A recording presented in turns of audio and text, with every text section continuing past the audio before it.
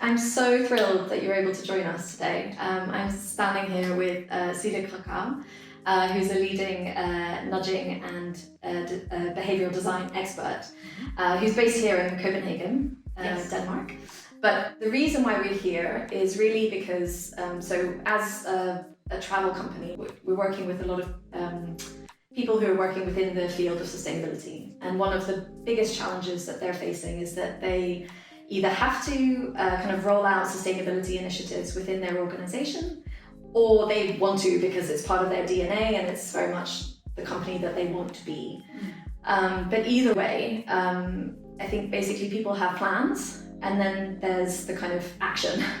And there's a big disconnect between the two. And often there is someone either at the CEO level or the ESG manager or even the office manager, different people within the organization who are really struggling to actually put things into practice, and that's, as I said, it's a huge sort of gulf between these two things.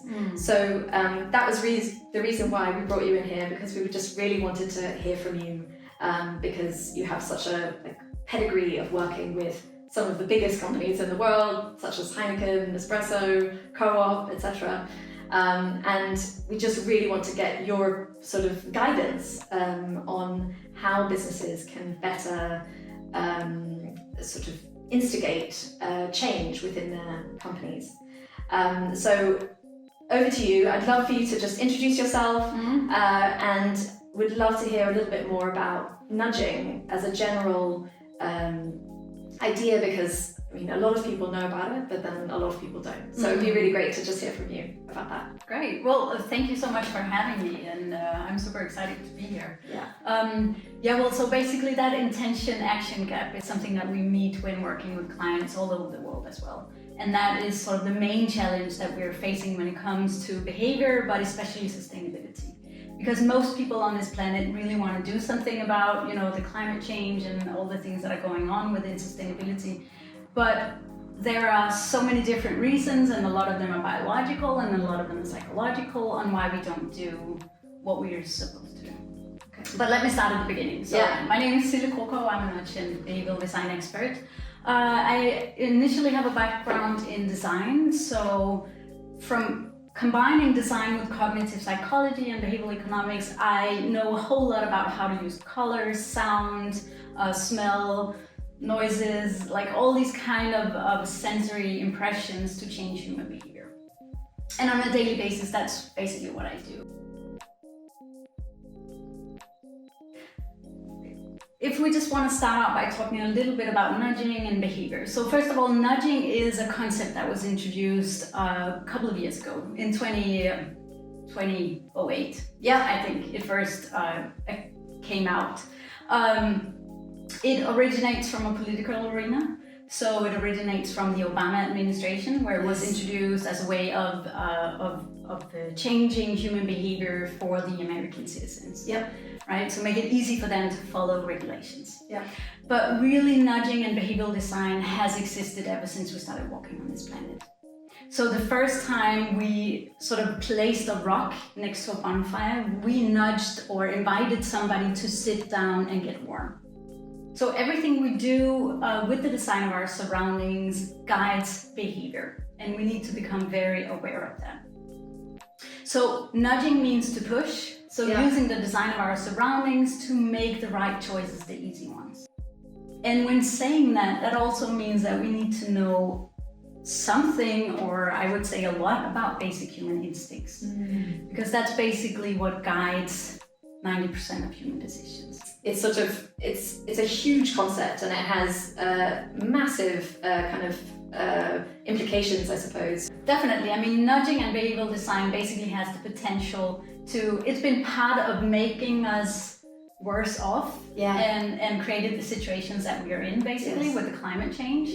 But it also holds the key for our salvation. I love that. It's like the idea that it's kind of, it can be used for good, but it can also be used for bad as well. And it has been used for bad for a lot of years, and that's why human behavior is right now creating all the problems that we see today. That's why we fly more than we're supposed to. That's why we do all these different things that we know are not good for the planet, but we still end up doing them that's because the choice architecture that surrounds us is guiding us in that direction. Yes. So it's about time that we start changing that choice architecture, whether it's within a company or within societies. So that we're guided to the better choices. That's going to leave a greener planet, a healthier body, and you know, all these basic and individual goals as well. Yeah, absolutely. Yeah, so just 2 words about the whole sort of concept of nudging and behavioral design. I just want to say that it has been growing enormously, the concept, and it's now implemented in most governments in most countries. In Denmark, we should be getting a nudge unit, but I mean, every other country more or less has a nudge unit in their government. Wow. Okay. And what we see the trends on a global scale is that more and more big corporations become aware of having to have behavioral insights teams. So they have behavioural insights teams in-house. Yes. That's so interesting because they've obviously realised that they don't have the skills themselves to do this, to sort of implement change within their organisation. Yeah, and also because these concepts and this way of working has the potential to make sustainable choices easy, healthy, safe choices easy, but still deliver on business results. Yeah. And that's the important thing, right? We need those two to go hand in hand. Absolutely, absolutely. But back to the brain. Yes, I want to hear about the brain. So I think when it comes to human behavior, it's super important that we understand what is actually driving us. Yeah. And why do we see that intention-action gap everywhere in the world, and especially in regards to sustainability. So basically, human behavior is controlled by 2 systems in the brain. It's controlled by a subconscious system and a conscious system. So the conscious system is what we're using when analyzing things. Yeah. So you and I would be using probably mostly the conscious system right now because we're having a conversation. I'm analyzing your input, you're analyzing mine. And you're reading my facial expressions as well. So like our brains are working. Yeah. That unfortunately also means that our blood sugar is dropping right now. Okay. So after this conversation, we might need to have, a glass of water, some oxygen, maybe a chocolate or something to refuel. Okay. Because biologically, when being conscious thinkers and analyzing things and translating information into action, we're using mental energy. Yes. And biologically, we're not set to use mental energy. We're set to use the other system, the subconscious system, which happens not as a reaction to what you told me I should be doing, but happens as a reaction to the design of our surroundings. So that's the animal instinct. Those are the things that you're doing on autopilot. Exactly. Yeah, so that's riding your bike, system. you just start doing it, you don't have to think about it for the first time. Or let's say if all goes correctly, you're putting your recycling in the right bin because you're autopiloted. Yeah. But that obviously takes work. But that takes the design of our surroundings to be very guiding. And I think the breaking point is that especially within organizations, we have an idea that most behavior are consciously driven. Yes. That's why when we want to implement change, like having new sustainable behaviors, we start out by giving a lot of information to our co-workers about sustainability. Why is this important? Now we're going to introduce these new pieces of software or new policies, etc. Whatever we have, right? Yes. And this is why you should be doing it, and then we expect people to do that. That only applies to the conscious brain. I see. And unfortunately, the subconscious decision system makes out for 90 or 95% of our decisions. Okay. So we only talk to the conscious mind. We only get or grasp like 10 or 5% of our everyday habits. Okay.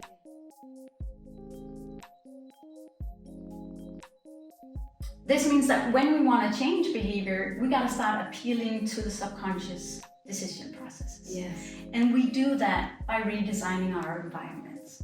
So not trying to explain our way out of why is sustainability a good idea. We all know it's a great idea. Yes. We all want to do it. Yes. And if you ask everybody in almost all global companies, do you want to lead sustainable lives? Do you want to be part of something that creates a better world? Everybody's going to say yes. Yeah.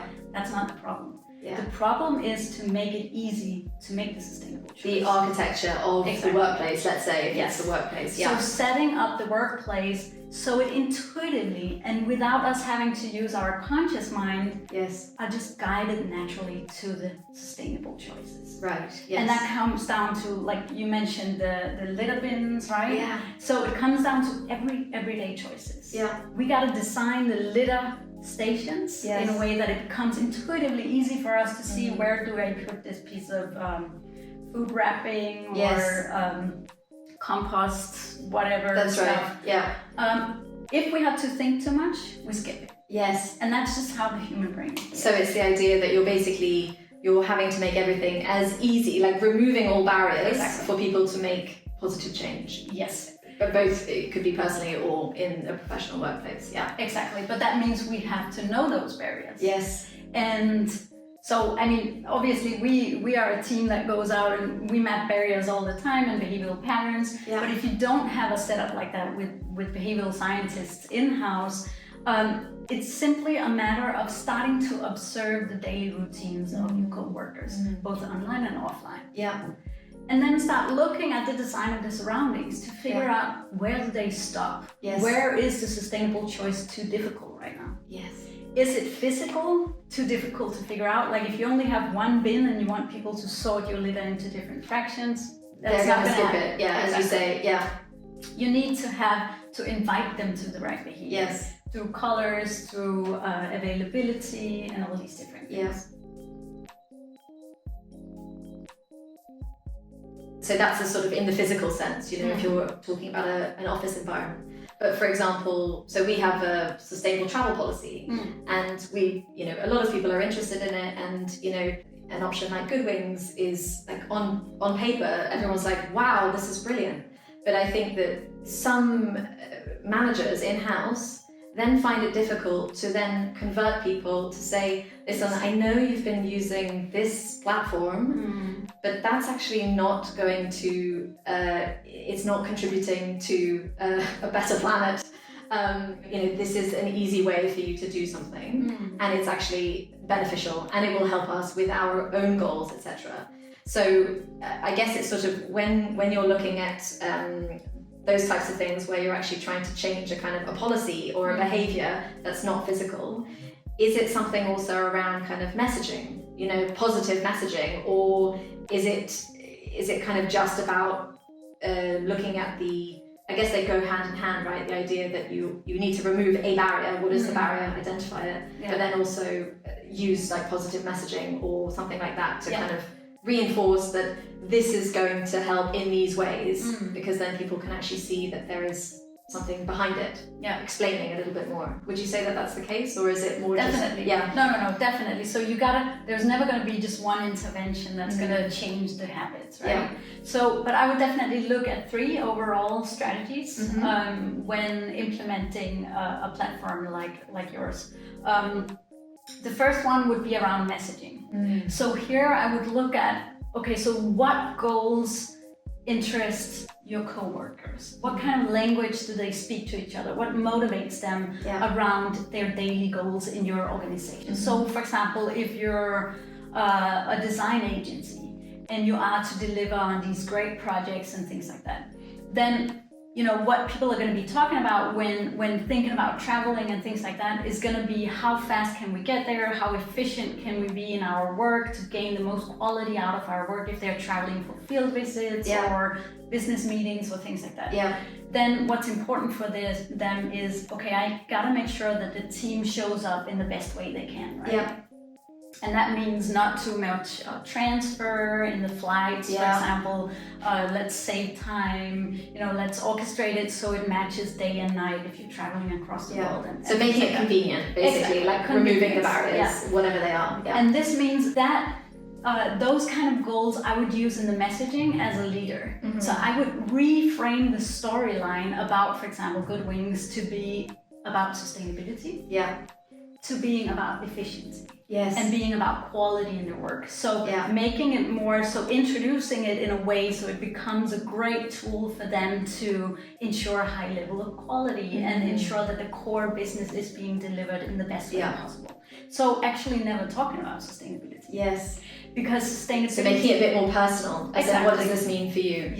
So figuring out the core team that you have that is orchestrating all the traveling. Yeah. What drives them? You know, what goals are they interested in? Yes. And then frame it, introduce it in that way. Yeah. And then of course, but that's on your end, it needs to be easy to onboard. It Yes, needs to of be, you know, course. super easy to Yeah. use from the first time.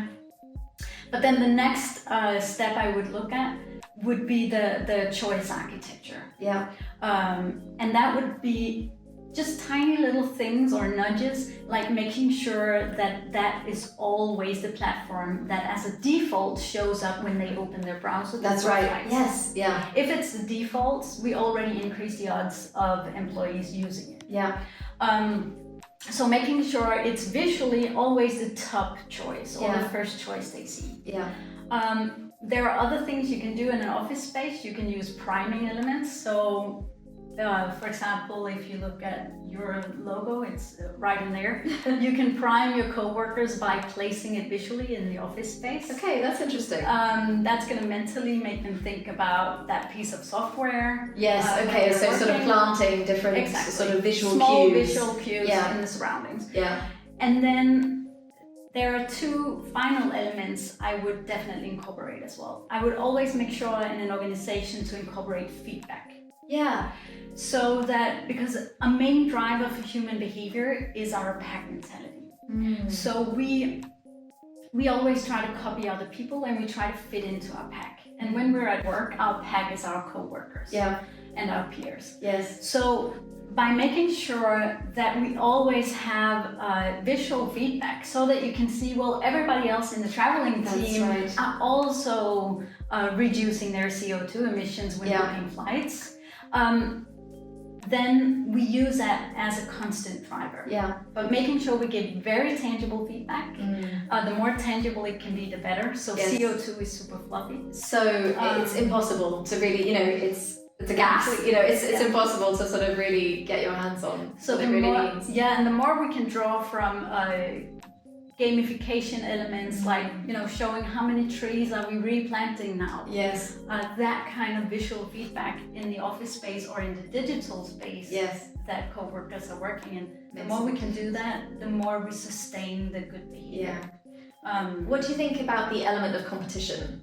In the sense of, do you think that you talked a little bit about the sort of pack mentality and the idea that, you know, people are sort of encouraged to see that they're, you know, that they're not alone in using something. But how do you, you know, because I think that in some cases, let's say if we just take it out of a Goodwing setting, a lot of businesses are trying to introduce carbon budgets. So it's the idea that as a team, you're being given a carbon budget, and once it's gone, it's gone. So as a team leader, you need to you're accountable for the amount of trips that your team is taking. So it makes you think, okay, do we need to go here? Maybe not. So in that sense, you know, if you're kind of then on a little bit of a leaderboard, would you say that that's a positive thing, or do you think that it's actually has a negative kind of repercussions? If you're competition. Well, definitely. I mean, from a behavioral point of view, we call it gamification. So gamification is a very powerful tool, and you could definitely use that to engage the team in staying on target. In my experience, it can never stand alone. No. Because if you still have to search a long time to find the sustainable choices, it's not going to work. But it's definitely a good add-on once you have the choice architecture in place to drive and engage the team. So the more you can, again, give visual feedback on what is our common target, the more you can use what we call a goal gradient effect, which is like you can earn, you know, when you go on a flight, for example, you can earn points when you get the gold card and the diamond card or whatever. That's a basic human instinct, and we always want to get to the next thing. So the more we can see, okay, now the team over here has already made it to the silver level. You know, you're battling against the other team. These kind of things are very powerful when driving the organization forward. But I need to emphasize that you have to have the choice architecture in place. It works as a whole. Absolutely. So there's no quick fix. But it's definitely a great way of keeping the team engaged.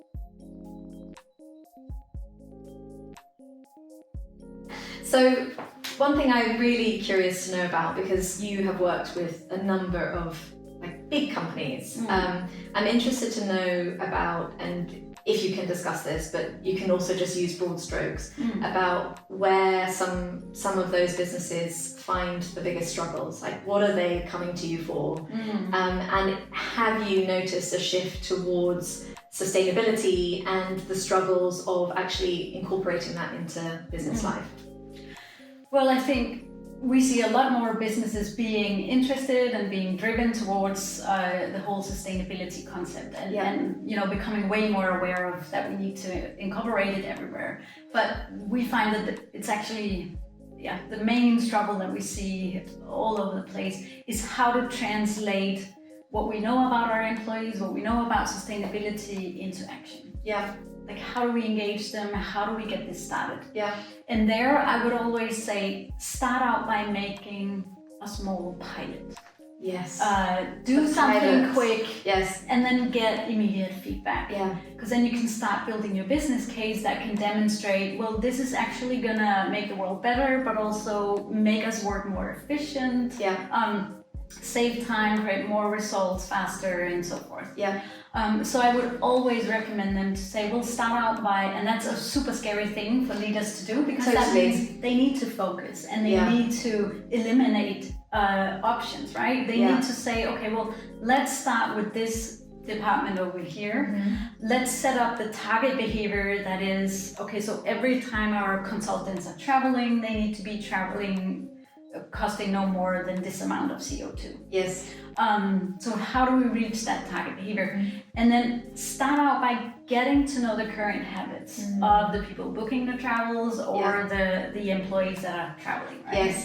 Asking them not how they feel or what they think you should do differently, but asking them, what does it look like? Like, what do you do when you're booking a travel? You do this, you become aware of this assignment, then you look at your schedule and say, I need to be in Bangkok tomorrow, then I open this website, then I do, so map out all those touch points.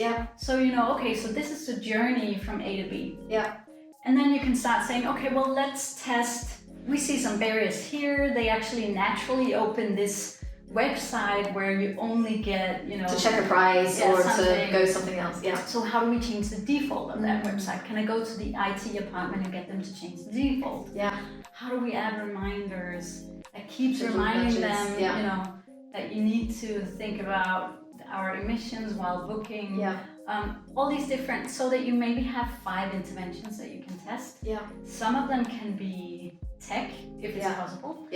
But go for the manual, easy test elements, so that you can test something within a week or 2 and get instant feedback on, okay, well, how did that work? Did we reduce something or didn't we? Because then let's try something else.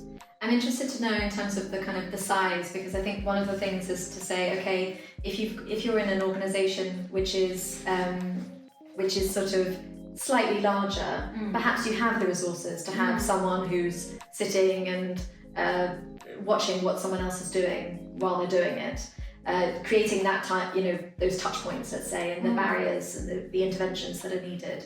But what do you do if you're then a smaller business and you're, you know, let's say you're 20 people, and perhaps you don't actually have the time to do that? What would be something like a quick fix that you, or is there not one?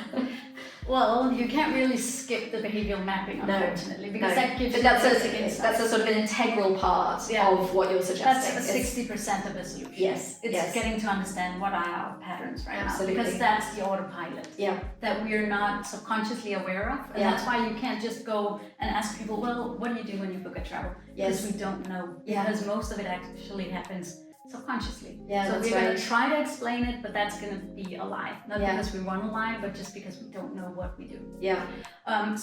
But if you're a small organization with, say, 20 people, I would gather like 1 or 2, or just have one person do 1 hour brainstorm session. Like, have one person go out, spend an hour on asking someone, hey, can you just show me, you know, give them a fake task. Say, can you just book, be like, can you just do this? We're going to Switzerland next month. Exactly. You'll be like, wow, we're going to Switzerland. And then you're just mapping out, so you're taking notes on, you know, what did they do? What website did they open? Where did they click? Yeah. What was important when they evaluated the different flights? Was it time of day? How many sleepovers? You know, all these different elements. So basically what you're saying is that anyone can be a sort of put themselves in the shoes of a behavioural sort of voyeur, maybe not voyeur, but sort of someone can kind of basically just track what you're doing in an informal way. It doesn't require a huge setup. I think that that's kind of one of the points, right? Is that, yes, lovely if you have the luxury of bringing in a huge team of people who can sit and observe for a number of weeks, but, you know, if you do need to just sort of get a good sense quickly about what's not working and what is working, then it's sort of, it's easier than you think, I guess. Definitely. And we all have cell phones in our hands, right? So I would always just take pictures or screen dumps of whatever sites they're using, where they're going, if maybe they walk around and call people, you know, and then you print it all out, put it up on a wall and discuss it with a coworker and say, well, I saw that they did this and this and this, and I actually noticed that they evaluated it based on this, and that's a barrier when it comes to our sustainability targets. So let's address that barrier. Or here they stopped and then went back to the poor choice. Or, you know, because then when you do it that way, it becomes visually very obvious what's going wrong. And I guess you could sort of treat it in a sense of, that's the way you would kind of map out if you had a sort of a business problem, any kind of business problem. You'd be like, right, okay, what is it that we're not seeing here? Let's get it up on the wall. Let's kind of really interrogate it in a way that maybe we haven't before. So I know it sounds a bit dreadful, and a lot of people are actually a little bit scared of leaving their desk and talking to other people. But it's really enlightening when you do it, because all of a sudden you're like, well, of course they're not delivering. You know, that's the barrier. One of the sort of the key things that I think certainly that we've sort of noticed from speaking to other professionals sort of who are working within the fields of sort of HR or also maybe ESG a little bit, is the idea that it comes from good leadership. You know, it needs to, the leadership needs to be set from the top. And, you know, for example, the CEO needs to set the directive to say, we really want to invest in this because we see that there are a number of areas where we could be reducing our emissions. Like, are those the sorts of conversations that you're having when you're going in? Are you speaking to the senior leadership, or are you speaking to sort of mid-level people? Do you find that there are barriers, let's say, if it doesn't come from the top? Well, of course we talk to the senior leadership, but it's enough. You need to have buy-in from them, and they need to, you know, be part of the kind of. And the leadership team in general has to pave the way. Because if they don't, then, you know, there's not going to be basic motivation. And you need a basic motivation when working with behavioral design. But, you know, having a leader that says this is what we need to do is a great thing, but that's not what's going to change the habits. We just need to be very aware of that. But that's interesting. It's like, you know, it's part of it, you know, as you say, it's all of those things that need to work together. It's the architecture, it's the gamification, it's the kind of positive messaging, it's the buy-in from senior leadership. It's kind of, it's a whole picture, right? Yes, but we just see so many organizations where they say, well, we just had a new strategy, we're trying to implement it, but actually it's been a year now and we're back to giving the same speed about, you know, why do we need to do this? And then it feels like nagging. Nothing happens, exactly. And that's because the choice architecture is missing. So I would, if I were to allocate my time and resources within an organization on whether to use, you know, a lot of time for the leadership team on trying to push people to do this, I would take all of that valuable time and then put it into crank up resources for creating better choice architecture. Because the problem is not motivation. It's not their great intentions that are failing. That's right.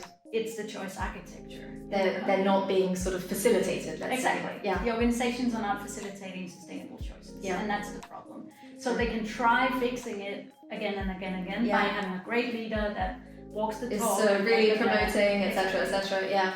And that's great. But it only makes out for 5 or 10% of everybody's everyday decisions. So that's why that's only going to get us 5 or 10% of the way. Yeah. it's not gonna make the bigger difference. So it has to all work together. Yeah. Yeah, absolutely. But I like the idea of like really focusing your energy on that choice architecture. That feels like really the building blocks. I would start there. Start there. Yeah. And then move from there. Work with motivation and buy-in on Yes. all these other things, which Yeah. are great, but start with the choice architecture. And I love the idea of also a pilot project, because I think that, you know, another big thing that we see is that, you know, again, it's like you just try to run before you can walk. Yeah. And I think that that's probably a stumbling block for a lot of businesses, where they're just trying to do too much too soon. So it's like start small, Yeah. see what works, get the feedback, and then start to build. And like test and learn. Yeah. Feels like the way. So fascinating. I'm so happy. I think that's probably, I feel like my brain is going to explode with all the information. Yeah, exactly. Where's that chocolate that you mentioned earlier? But no, it's been such a pleasure to speak to you. Thank you so much for sharing your insights. And yeah, I hope that you found that interesting and